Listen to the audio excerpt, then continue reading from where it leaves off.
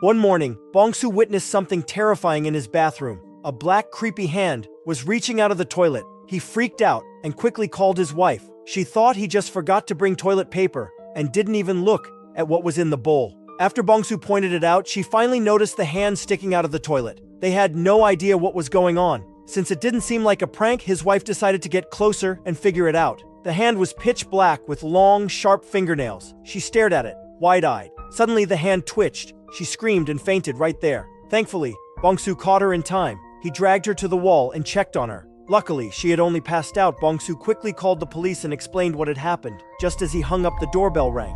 He got up to answer it while his wife accidentally slid to the floor. It was the building security guard. He had been contacted by the police and came early to check the place. Bongsu led him to the bathroom. The guard was shocked when he saw the toilet. He immediately checked on the woman on the floor. Bongsu told him she fainted from seeing the hand. The guard took another look at the toilet and got even more freaked out. But then something changed. He suddenly thought he was being tricked. He grabbed the toilet plunger off the floor, thinking Bongsu was the attacker. Bongsu tried to explain everything, but the guard didn't believe him. Right then, the doorbell rang again. As Bongsu went to answer it, he told the guard not to touch anything, but the guard couldn't help himself. He moved closer to the toilet. Just then, the 911 crew arrived. They asked what kind of emergency it was. Bongsu told them, "There's a hand in my toilet." They looked skeptical, but followed him to check it out. As soon as they reached the bathroom, they noticed something strange. The security guard was now lying on the floor. The crew quickly restrained Bongsu, assuming he was the killer. Crew member Hak-kun confirmed the guard was dead. The captain rushed to check the woman.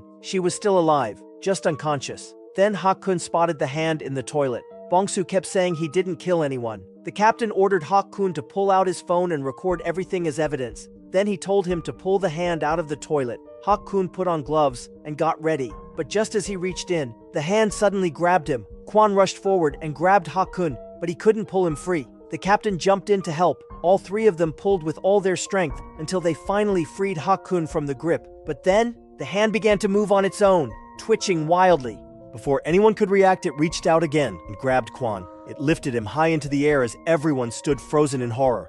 With one sharp twist, Kwon's neck snapped instantly before anyone could react. The creepy hand pulled itself back into the toilet. Seeing two people killed by that thing, the captain turned to Bongsu and asked, "What the hell is that hand?" But Bongsu had no idea how to explain. The captain decided they needed to leave, fast, but the door wouldn't open. That's because another hand was blocking the door from the outside. They were completely trapped inside the bathroom. The captain tried to call for backup, but there was no signal. Bongsu took out his own phone, but it had also lost signal.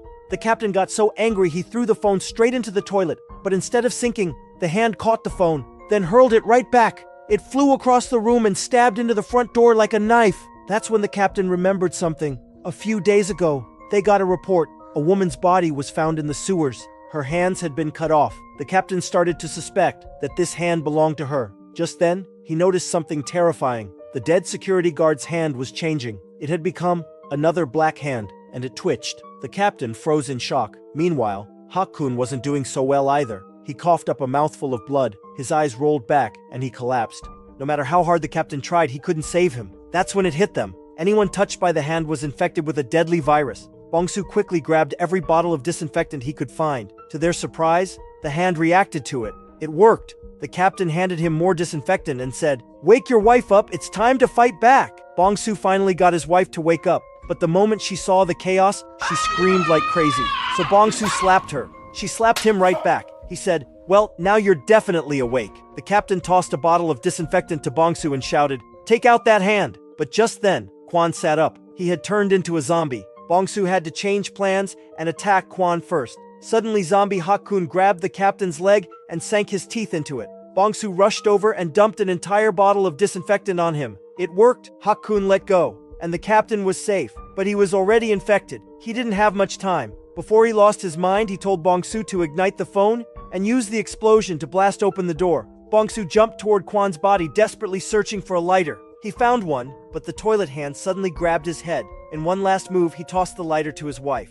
To save her husband, his wife took off her shirt, lit the lighter, and sprayed a mist into the flame, sending a fire burst straight at the creepy hand. She managed to rescue Bongsu, and luckily he wasn't hurt. Time was running out. Bongsu aimed the flame at the phone. After a few seconds of roasting, boom! The phone exploded, blasting a hole right through the front door. But there was still a hand outside. Bongsu lit it up with fire again until the door finally opened. They were about to escape until they saw what was waiting for them. The entire apartment was filled with those terrifying hands. Panicked, they turned to the captain for advice, but he was already dying. Moments later, he passed away. Just as they were trying to think of a plan, one of the hands grabbed Bongsu's wife. Bongsu kicked the hand hard, but it wouldn't let go. Only fire finally burned it off, but she had already been scratched. And worst of all, they were out of spray. Seeing her getting weaker, Bongsu didn't hesitate. He rushed into the hand-filled room without looking back. He quickly found another can of spray, but the sight of those moving hands made his skin crawl. Right then, his wife showed her bravery again. She told Bongsu to take off his shirt. She ripped it in half and wrapped it around the toilet plunger. When Bongsu lit the new torch, the flames grew bigger and stronger. With that, they moved gracefully through the chaos, burning down one hand after another. But his wife was badly hurt. This time, Bongsu stepped up. He carried her in his arms and ran out of the apartment like a true hero. When he finally woke up, he was in a hospital bed. A nurse gently checked on him, but all he wanted to know was, "Where's my wife?" The nurse smiled and said, "She's safe, and so is the baby." "The baby?" Bongsu looked confused. She wasn't even pregnant. He turned his head quickly and saw a black hand outside his hospital room. That was it. Bongsu had had enough. He yanked out the IV tubes, stood up tall, and became a hand-slaying warrior. He swore he would destroy every last one of those cursed hands.